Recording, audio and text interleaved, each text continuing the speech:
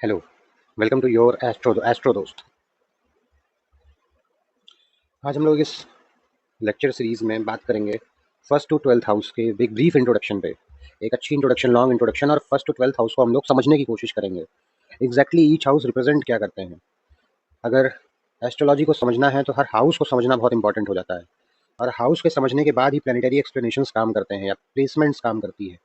जब तक हम लोग के पास हाउस का एक डीप अंडरस्टैंडिंग नहीं होगा, तब तक समझ नहीं पाएंगे कि प्लैनेट्स वहाँ कैसे काम कर रहे हैं। तो बिना समय को बर्बाद किए हुए हम लोग हर एक हाउस को समझने की कोशिश करेंगे। बहुत बेसिक है कि यहाँ से फर्स्ट हाउस शुरू होता है। इसको असेंडेंट या लग्न भाव कहते हैं। इसको तनु भाव भी कहा जाता है। तनु भाव। First house means birth of consciousness. काल पुरुष के हिसाब से फर्स्ट हाउस रिप्रेजेंट करेगा बर्थ ऑफ कॉन्शियसनेस, किसी बॉडी में आत्मा या चेतना का प्रवेश। इसको सेल्फ अवेयरनेस और आइडेंटिटी का हाउस कहते हैं। क्लासिकल ज्योतिष में फर्स्ट हाउस को तनु भाव बोला गया है। तनु का मतलब है बॉडी, तन, इम्बॉडीमेंट। आत्मा जो वस्त्र पहन के संसार में आती है, इम्बॉडीमेंट। और एग्जिस्टेंस का विजिबल फॉर्म यानी बॉडी।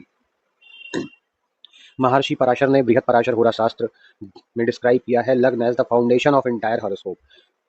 पूरे हॉरोस्कोप का फाउंडेशन है फर्स्ट हाउस। ये रिप्रेजेंट करता है बॉडी को, टेम्परामेंट को, वाइटैलिटी को, अपीयरेंस को, an essential nature of the native. यानी अगर शॉर्ट में बात करें तो पर्सनालिटी को रिप्रेजेंट करता है। पर्सनालिटी का हाउस है फर्स्ट हाउस, अपनी पर्सनालिटी, सेल्फ की पर्सनालिटी। पराशर का एग्जैक्ट प्रिंसिपल है तनु रूपम च ज्ञानम च वर्णम च बलाबलम। मीन्स लग्न से जज करेंगे बॉडी को, अपीयरेंस को, नॉलेज को, कॉम्प्लेक्शन को, और इंटरेस्ट और स्ट्रेंथ को। यह बहुत डीप स्टेटमेंट है, बिकॉज पराशर सिर्फ फिजिकल बॉडी की बात नहीं कर रहे हैं। यहाँ पे ज्ञान की भी बात की जाती है, यानी अवेयरनेस की। फर्स्ट हाउस सेल्फ अवेयरनेस है। अपने बारे में कितना अवेयर हैं आप, इसको भी फर्स्ट हाउस से कनेक्ट किया जा सकता है। इसका मतलब एंशिएंट एस्ट्रोलॉजी में फर्स्ट हाउस को कॉन्शियसनेस का गेटवे माना गया है। यहाँ से चेतना शुरुआत, कश्य की शुरुआत होती है, अवेयरनेस की शुरुआत होती है। इसीलिए वेस्टर्न एस्ट्रोलॉजर डेन उडियार ने इसको कॉन्शियसनेस का गेटवे कहा है अपनी किताब इवोल्यूशनरी एस्ट्रोलॉजी में। फल दीपिका भी, अगर हम लोग सेकेंड स्कूल ऑफ थॉट, दो स्कूल ऑफ थॉट बेसिकली चलते हैं, पराशर और फल दीपिका। तो फल दीपिका के रिटन बाय मंतेश्वरा,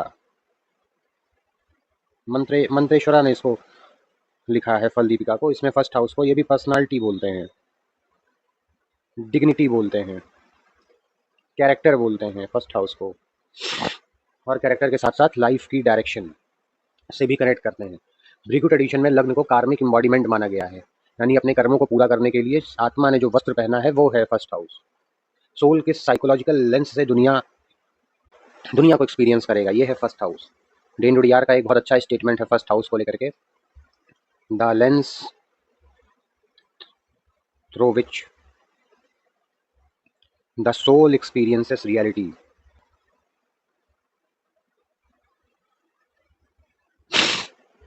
जिस लेंस से आत्मा रियलिटी को एक्सपीरियंस करती है, मटेरियलिस्टिक रियलिटी को, वो है फर्स्ट हाउस।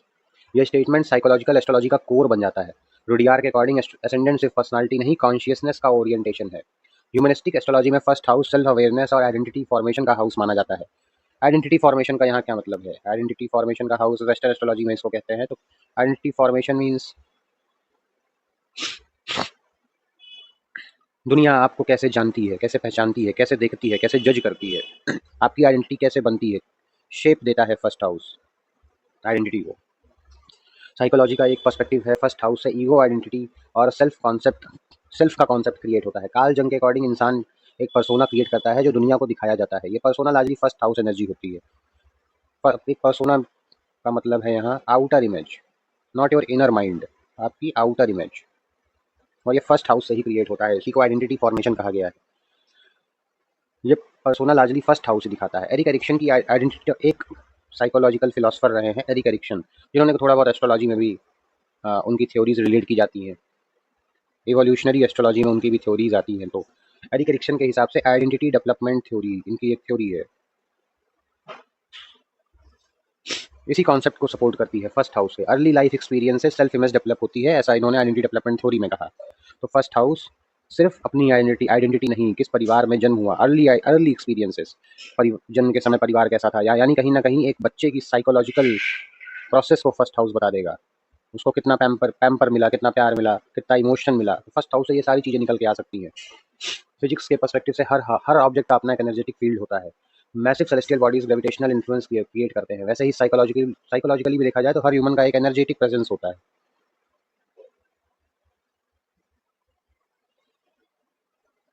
इसीलिए कुछ लोग आप ऑब्जर्व करेंगे जब वो कहीं इंटर करेंगे या कहीं रूम में वो जाएंगे या पार्टीज में जाएंगे तो उनका एक इम्पैक्ट क्रिएट होता है और कुछ लोग अननोटिस्ड रह जाते हैं। ये सिर्फ कॉन्फिडेंस नहीं होता, ये कॉन्शियसनेस प्रोजेक्शन है जो कि फर्स्ट हाउस क्रिएट करता है। कॉन्शियसनेस का प्रोजेक्शन।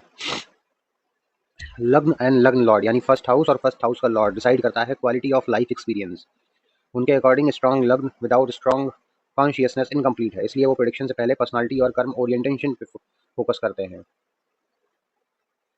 ये लग्न और लग्न लॉर्ड का कॉन्सेप्ट दोनों को एक साथ देखना, ये कॉन्सेप्ट दिया था के एन राव ने, सर के एन राव। सर के एन राव भी बहुत बड़े एस्ट्रोलॉजर हुए हैं। अगर लाल किताब के अप्रोच से फर्स्ट हाउस को समझें तो ये और भी साइकोलॉजिकल एक्सपीरियंस कोट करते हैं यहाँ पे। लाल किताब में फर्स्ट हाउस को हाउस ऑफ सेल्फ कर्मा कहा गया है।